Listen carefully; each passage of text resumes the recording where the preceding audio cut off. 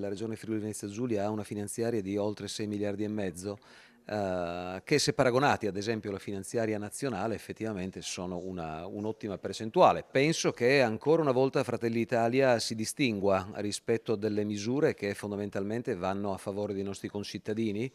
È un Walter Rizzetto orgoglioso quello che presenta alla stampa i risultati del gruppo consigliare di Fratelli d'Italia in Regione per la finanziaria del 2026. Tutti gli emendamenti approvati con gli argomenti più disparati toccati, dagli emendamenti dei vari Maurmair, Balloc, Costanza e Treleani. Parliamo del Burlo per quanto riguarda le proposte del nostro capogruppo Giacomelli e poi passando attraverso anche alla valorizzazione del territorio con proposte del consigliere Maurmai rispetto ai borghi antichi e borghi più belli, che tra l'altro sono tra i più belli d'Italia.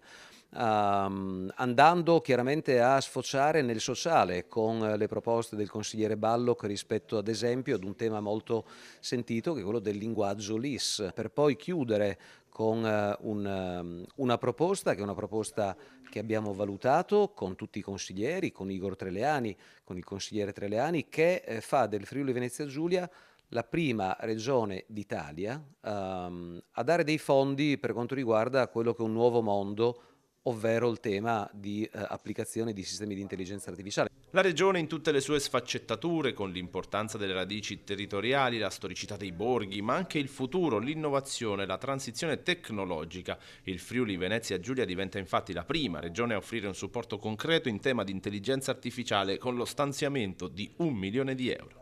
È quella di dare dei contributi, dei finanziamenti fino al 75% alle micro e piccole imprese e ai liberi professionisti di tutto il Friuli Venezia Giulia per la dotazione e la formazione del proprio personale sulle intelligenze artificiali. Crediamo che queste ormai siano delle tecnologie con le quali tutti noi dobbiamo confrontarci, è sbagliato a nostro avviso proibirle e quindi noi stimoliamo l'utilizzo consapevole di queste tecnologie. Se formati e adoperando con competenza queste tecnologie, l'uomo viene prima della tecnologia.